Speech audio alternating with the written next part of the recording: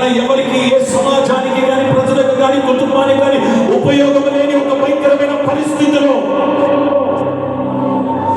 నిన్ను చూసి అవమానపరిచి, నిన్ను చూసి నిష్ప్రయోజనమని, నిన్ను చూసి నన్ను పనికిరావని హేళన చేయబడ్డావు, అవమానపరచబడ్డావు, త్రోసివేయబడ్డావు, తృణీకరించబడ్డావు, అందరి చేత నవ్వుల పాలైనావు. ఈరోజు యేసయ్య అంటున్నాడు, నన్ను మోయుటకు నీవు నా యొద్దకు రాగలిగితే నీ అవమానముని కప్పుటకు ఒక వస్త్రమును నీ మీద వేయబోతున్నాను. ఇదిగో నిన్నటి వరకు నీవు నడిచిన నడక సరిగా లేదు కనుక నేను గౌరవం అనే వస్త్రం మీద నడిపించబోతున్నాను, ఘనత అనే వస్త్రము మీద నడిపించబోతున్నాను. కృప కలుగునుగా, కృప కలుగునుగా, కృప కలుగునుగా. శకత్యాల శగమ హర్రకత్మిరమ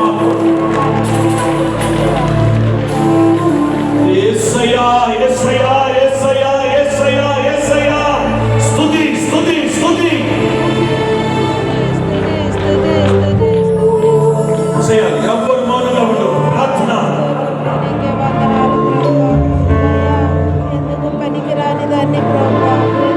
ఓ జీసస్, హల్లెలూయా.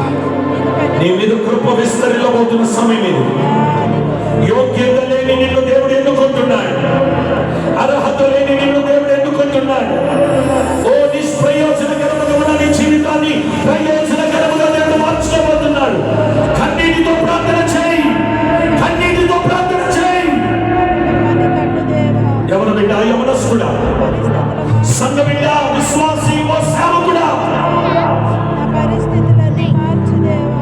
కన్నీటితో ప్రభు పాదాలు పట్టుకొని, యోగ్యత లేని నాకు ఎంతగా యోగ్యతనిచ్చినవే, అర్హత లేని నన్ను ఎంతగా ప్రేమించినావే, ఎంతగా నన్ను హెచ్చించినావే.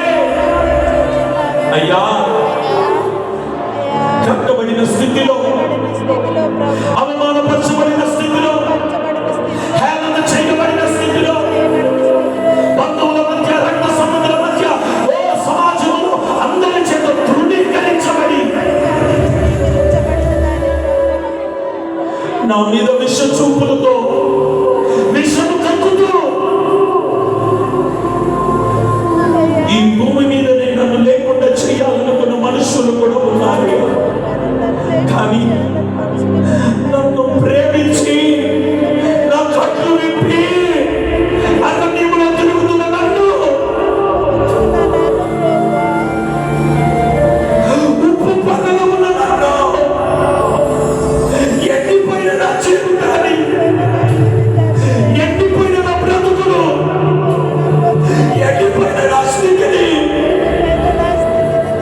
ఉద్యోగంలో ఎండిపోయినాను, వ్యాపారంలో ఎండిపోయినాను, నా జీవితంలో పలుమార్లు ఎండిపోయినాను, ఆర్థికంగా ఎండిపోయినాను, ఆరోగ్య విషయంలో ఎండిపోయినాను. ఎంత కష్టపడినా, ఎన్ని విత్తనాలు వేసినా, ఎంత నీరు పోసినా ప్రయోజనమే లేకుండా నా కష్టార్జితం అంతా ఉప్పు పరల పడిందయ్యా. ఆ బ్రతుకులో ఉన్న నన్ను నీవు పిలుచుకున్నావు, నా మీద శ్వాసను వేసుకున్నావు, నాకు ఈ ఘనతనిచ్చున్నావు. నీ కృపయే, నీ కృపయే, నీ కృపయే, నీ కృపయే. ప్రభువా, కామగాలి పిలుస్తూ అరణ్యానికి అలవాటు పడిన గాడిద, చూపుల్లో కామం, హృదయంలో కామం, మనస్సులో కామం, ఆలోచనలో కామం, స్వభావ విషయంలో కామం. ఆ గాలి పిలుస్తున్న నన్ను నేను కూడా క్షమించబడతానా అని ఆలోచన ఒకవేళ నీకు ఉండొచ్చునేమో. ప్రియ కుమారుడా, నిన్ను క్షమించుటకు ప్రేమామూర్తి అయిన యేసు మన యేసు రాజు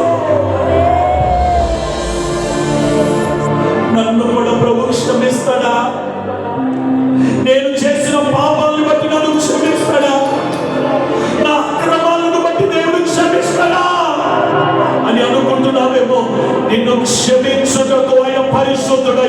ఉన్నాడు. నిన్ను క్షమించుటకు ఆయన పరిశుద్ధుడై ఉన్నాడు. నిన్ను క్షమించుటకు ఆయన ప్రేమ కలిగిన దేవుడు.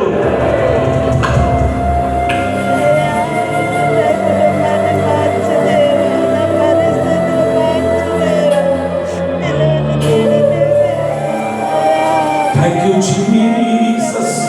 క్షణందరూ ప్రార్థన చేసుకోండి.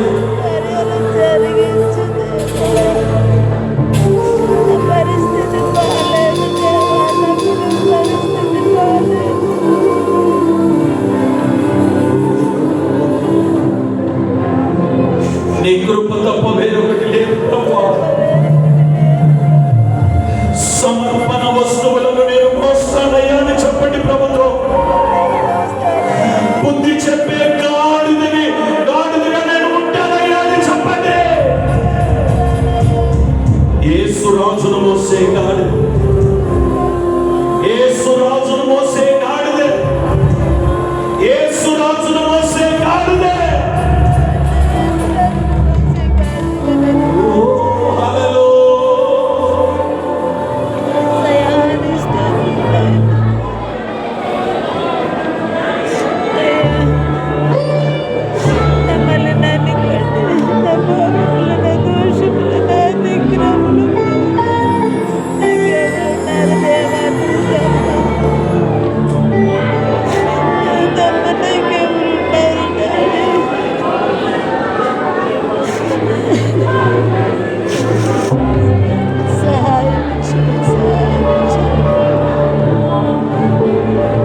పరిశుద్ధుడైన యేసు రాజును మోయుటకు నువ్వు సిద్ధపడుతున్నావా?